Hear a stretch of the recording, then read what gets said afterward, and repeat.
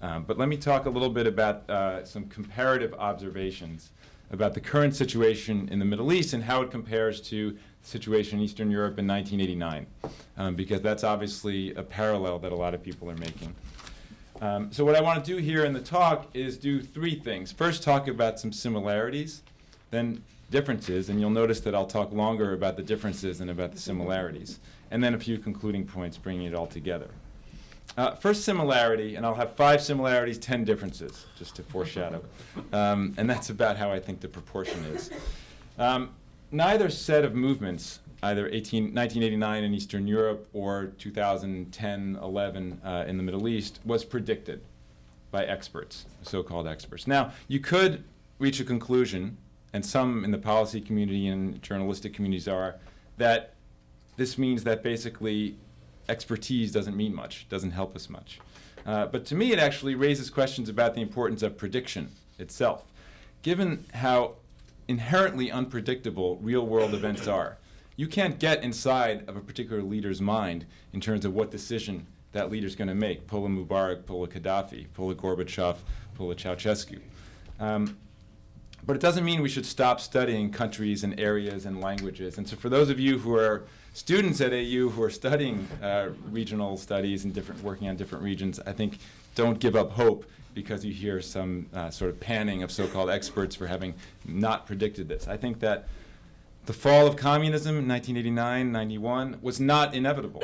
It was very contingent, and it happened for very specific reasons that were almost impossible to predict. Just like these events in 2010, 2011 were not inevitable. They were highly contingent. So that's sort of one commonality. Second, I think a key part of these movements is that they resulted from elite defections. So you had within the ruling elite, at key moments, and this again was very hard to predict, where loyalty suddenly changed. People changed sides a little bit. People joined the opposition. This is something very hard to know in advance, but it happened in fairly similar ways in both sets of movements, I would say. A third similarity, very important, is what some people call a snowballing, or the international demonstration effect, which is really extraordinary.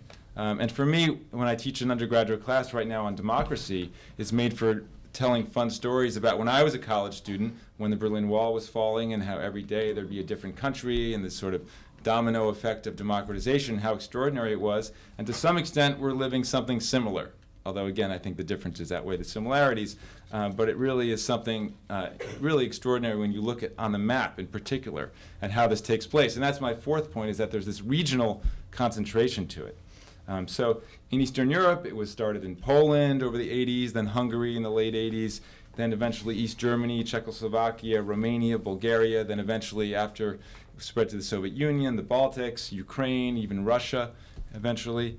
So in the Middle East, it's been Tunisia, then Egypt, then Libya, Bahrain, Yemen, even Syria today. There's some developments. Again, it's a lot earlier, but it's just interesting how you have this regional phenomenon and this sort of snowballing effect across countries. I think that's a remarkable similarity. Now, there's one part of this that concerns me a little bit. Apparently, the label that I've been hearing the most about the Middle East lately is the Arab Spring. Now, anyone who works on Eastern Europe or knows about Eastern Europe reminds you of what? What spring? The Prague Spring. And what happened at the end of the Prague Spring? The tanks rolled in from the Soviet Union and they crushed it and it was demolished and it went away for the next 21 years. So there's perhaps some sort of eerie foreshadowing there with that term, the Arab Spring. A fifth and final similarity, I think that what's very important about these movements is that they challenge us to dismiss these sort of very easy theories about people not being ready for democracy, not wanting democracy. I think it shows an incredible human thirst for democracy and for freedom in all different sets of countries, different cultures and contexts and so on. So I think that's important. Let me turn now to some differences. First, the Cold War context was crucial, of course, to the collapse of communism and the revolutionary movements in Eastern Europe. The stakes were very different. Before, it was two superpowers competing against one another. There was mutually assured destruction. That was sort of the fear, right, of Cold War breaking out. Now it's very different. It's more complex. It's about oil. It's about resources. It's about Israel. It's about the rise of China. There's so many different factors at play. Second difference, the East European states were not autonomous. They didn't make their own decisions. right? They were part of the larger Soviet bloc. This is something that gets forgotten. The Soviet Union had control over Eastern Europe. Gorbachev had control.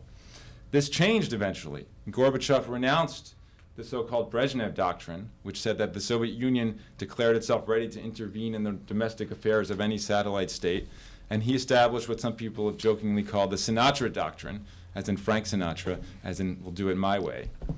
And so he let them do it their way. But that was really a crucial element, and that sort of opened the gates to these movements. And in Hungary, quite literally, they opened the gates. They cut the barbed wire fence to Austria, which was the crucial turning point in these movements in 1989. Third difference, the 1989 movements weren't the first democratic protests in the region. And this is important to remember. You had 1953 in East Germany. You had 1956 in Hungary. You had 1968 in Czechoslovakia. You had 1979 through 81 in Poland, Solidarity. These were all crushed. They were defeated by Soviet tanks or by martial law. But they were still very, very important precedents that had occurred in history. They were very important for the regimes in terms of understanding that there was a lot of dissent and opposition and dissatisfaction, and also for the demonstrators to know that there was this past precedent that existed, that there was something to strive towards. Fourth difference, this is more of an academic point. The East European movement, those of you who know the study of democratization have read O'Donnell and Schmitter, Transitions from Authoritarian Rule. There's this model that's very much emphasizes the role of elites, and really only elites, that you have these divisions between hardliners and softliners that occurs first, and then at some point there's some negotiation with the opposition, which is still usually an elite-based negotiation, and then they form pacts, and they come together, they compromise, but they agree on kind of a new turning point, a new beginning. And only after that point does civil society come in. They refer to this, it's sort of the end of their volume, they refer to this the popular upsurge, or the resurrection of civil society. Well, in the Middle East, it actually seems to have happened the other way around, that popular upsurge happened first, then sparking some of these elite divisions that occurred later, and then perhaps some negotiation. But that's been a quite different process. Fifth, unlike today in the Middle East, where this opposition is very much faceless, kind of leaderless in a way, amorphous. I mean, in the Egyptian movement, right, except for al-Baradei perhaps, the only real sort of face or leader of the Egyptian movement is this Google executive based in the United Arab Emirates who started this Facebook group. Whereas in Eastern Europe, you had very well-recognized dissidents. They were playwrights. They were writers. They were activists in some way. They were pastors. They were in the environmental movement. So they were well-known. And this basically put them in a position later to come to power. And to have some sort of legitimacy that they'd established already. Of elites, and really only elites, that you have these divisions between hardliners and softliners that occurs first, and then at some point there's some negotiation with the opposition, which is still usually an elite-based negotiation, and then they form pacts, and they come together, they compromise, but they agree on kind of a new turning point, a new beginning. And only after that point does civil society come in. They refer to this, it's sort of the end of their volume, they refer to this the popular upsurge, or the resurrection of civil society. Well, in the Middle East, it actually seems to have happened the other way around, that popular upsurge happened first, then sparking some of these elite divisions that occurred later, and then perhaps some negotiation. But that's been a quite different process. Fifth, unlike today in the Middle East, where this opposition is very much faceless, kind of leaderless in a way, amorphous. I mean, in the Egyptian movement, right, except for al-Baradei perhaps, the only real sort of face or leader of the Egyptian movement is this Google executive based in the United Arab Emirates who started this Facebook group. Whereas in Eastern Europe, you had very well-recognized dissidents. They were playwrights. They were writers. They were activists in some way. They were pastors. They were in the environmental movement.